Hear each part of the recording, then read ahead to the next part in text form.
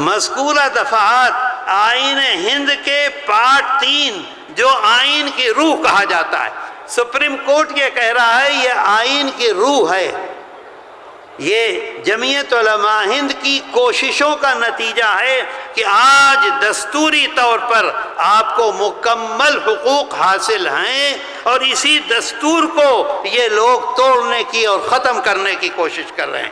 میرے دوستو، ابھی آپ کے سامنے بات آئی ایک مسئلے کی کہ صاحب جو مظلومین ہیں، مظلومین کی حفاظت بالکل صحیح ہے، مظلومین کی حفاظت جمعیت علماء ہند کر رہی ہے اور کرتی رہے گی۔ 1000 سے زائد مقدمات اس وقت بھی لڑ رہی ہے۔ اس کے ساتھ ساتھ میں آپ کو بتاؤں آسام کا مسئلہ، آسام کا مسئلہ 1952 سے جمعیت علماء ہند میدان میں ہے، لڑ رہی ہے، لڑتے ابھی آپ نے اخبارات میں دیکھا 45 لاکھ مسلمانوں کی حق شہریت کا مسئلہ تھا۔ جمعیت علماء ہند نے 56 ہیئرنگ ہوئی ہے سپریم کورٹ میں، ایک ہیئرنگ میں 50، 25، 30، 60 لاکھ روپے، 56 ہیئرنگ ہوئی۔ جمعیت علماء ہند نے 12 سال سپریم کورٹ میں اس مقدمے کو لڑا۔ حضرت امیر الہند دامت برکاتہم کے اشارے پر جمعیت علماء آسام کے کارکنان، جمعیت علماء آسام کے صدر مولانا انفر اور جمعیت علماء ہند کے لوگ سب کے سب خدمت میں لگے رہے، اور اللہ کا احسان ہے کہ اللہ نے اس میں جمعیت علماء ہند کو کامیابی دی۔ میرے دوستو، آپ کو اندازہ نہیں ہے، اے بھائی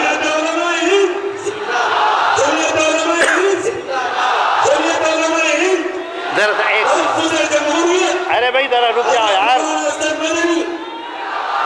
میں آپ سے عرض کروں اگر ان مسلمانوں کے خلاف فیصلہ ہو جاتا، ایک لمحے کے اندر ان کی سب کی شہریت کا حق ان سے لے لیا جاتا۔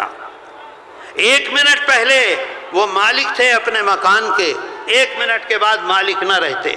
1 منٹ پہلے اپنے کاروبار کے مالک تھے، 1 منٹ کے بعد کاروبار ان کا ختم ہو جاتا، ہر چیز کی مالک حکومت ہو جاتی۔ اللہ نے آپ سے، آپ کی جماعت سے، آپ کی قیادت سے، آپ کے بزرگوں سے کیسا زبردست اور عظیم الشان کام لیا، بولو لیا کہ نہیں لیا؟ لیا کہ نہیں؟ اور میرے دوستو بہت ساری باتیں ہیں۔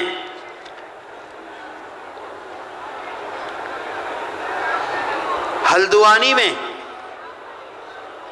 اتراکھنڈ میں ایک وہی مظلوم، انہی کو گرفتاری، انہی کے اوپر طرح طرح کے مقدمات، انہی کو جیل۔ ارے بھائی یہ شور کیوں ہو رہا ہے؟ خاموش ہو جاؤ۔ انہی کو جیل۔ جمعیت علماء ہند نے مقدمہ لڑا، راما نتیا کرشنا بہترین وکیل ہیں، ایک وقت میں 50 مظلومین کی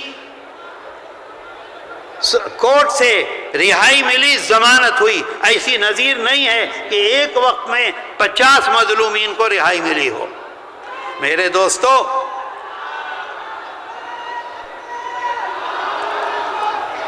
بہت شکریہ آپ کا، آپ بیٹھیں اطمینان سے سنیں۔ بلڈوزر، کتنا خطرناک کام بلڈوزر کا۔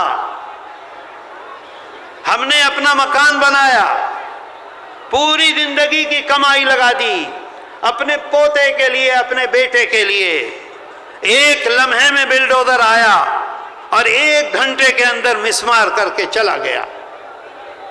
جمعیت علماء ہند اور جمعیت علماء ہند کی قیادت اور جمعیت علماء ہند کے صدر محترم حضرت مولانا ارشد مدنی نے 2022 میں جمعیت علماء کی جو یہ کارکردگی ہے اس کو یہ آرڈر دیا کہ آپ جائزہ لیں، اور جائزہ لے کر سپریم کورٹ میں جائیں، اور سپریم کورٹ میں اس کو جا کر گورنمنٹ کو اور سپریم کورٹ کو متوجہ کریں، چیلنج کریں ان کے اس عمل کو۔ جمعیت علماء ہند 18 اپریل سن 1922 کو گئی سپریم کورٹ، اور میں آپ سے ایک بات بتلانا چاہتا ہوں، میں یہ سب لے کر آیا ہوں۔ سپریم کورٹ نے، جمعیت علماء ہند نے جو اس دعوے کو دائر کیا وہ کرمنل غنڈہ گردی، دوسرے لوگوں نے سول توڑ پھوڑ، لیکن جمعیت علماء ہند نے، حضرت صدر محترم نے فیصلہ کیا اس سے بڑی غنڈہ گردی کوئی نہیں ہو سکتی۔ کیوں تم مکان کو توڑتے ہو؟ اس کا باپ ہے، اس کی ماں ہے، اس کی بہنیں ہیں، اس کی اولاد ہے، کیا مطلب ہے اس کا؟ کرمنل۔ اور جمعیت علماء ہند نے فریق بنایا،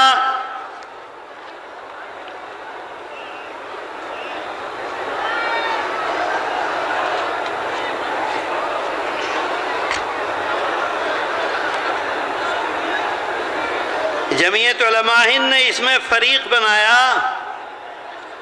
گورنمنٹ آف انڈیا کو، جمعیت علماء ہند نے فریق بنایا اتر پردیش کو، جمعیت علماء ہند نے فریق بنایا مدھیہ پردیش کو، جمعیت علماء ہند نے فریق بنایا گجرات کو، جمعیت علماء ہند نے فریق بنایا دلی اسٹیٹ کو۔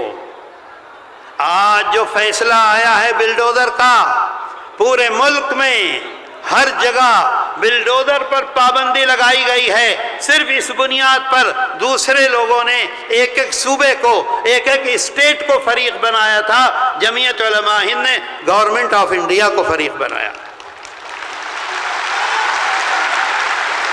اور میرے دوستو، آپ کو حیرت ہوگی، اگلی بات میں سناؤں گا آپ کو، آپ تصور نہیں کر سکتے کہ ہم مظلوم ہیں، ہمارے ساتھ کیسے کیسے اور بڑے بڑے لوگ کھڑے ہوئے ہیں۔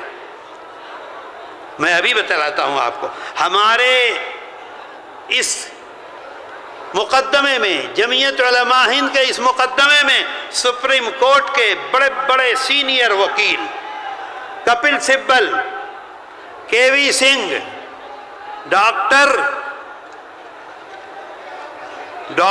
منو سنگھوی، آپ جانتے ہیں منو سنگھوی کو؟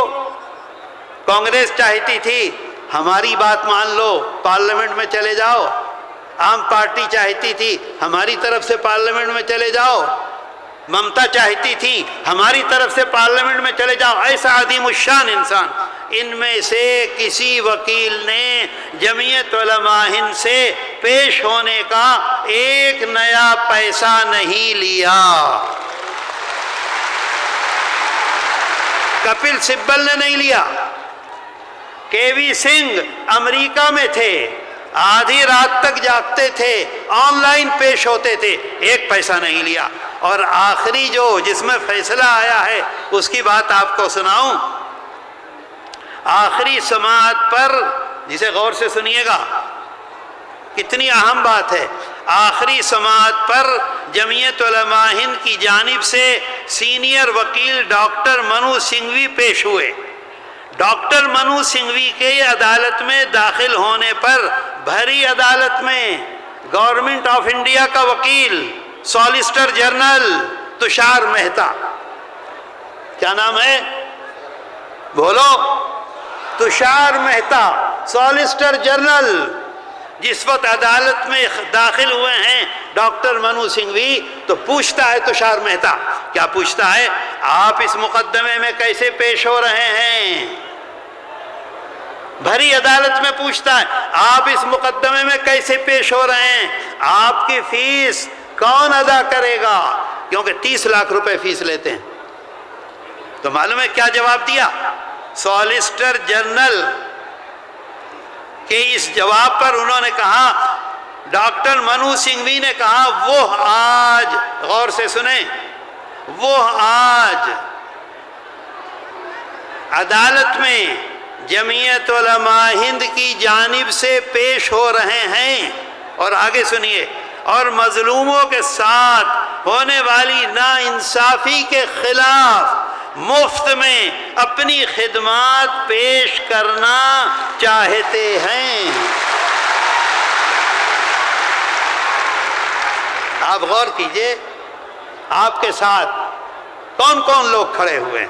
آپ ہمت نہ ہاریں, قوت کے ساتھ کھڑے رہیں. جب آپ کو آواز دی جائے آپ نکل آئیں. ایک رات جاگتے گزر جائے کیا حرج ہے, 2 وقت کا کھانا نہ کھائیں کیا حرج ہے, کھڑے کھڑے گزر جائے کیا حرج ہے, کوئی حرج نہیں. آپ دیکھیے آپ کی قیادت, آپ کی جماعت پر کیسا اعتماد ہے. سالیسٹر جنرل پوچھتا ہے آپ کیسے, وہ کہتے ہیں میں جمعیت علماء ہند کی طرف سے مظلوموں کی حمایت میں, مظلوموں کے ساتھ جو ناانصافی ہو رہی ہے اس کی وجہ سے آج کھڑا ہوا ہوں.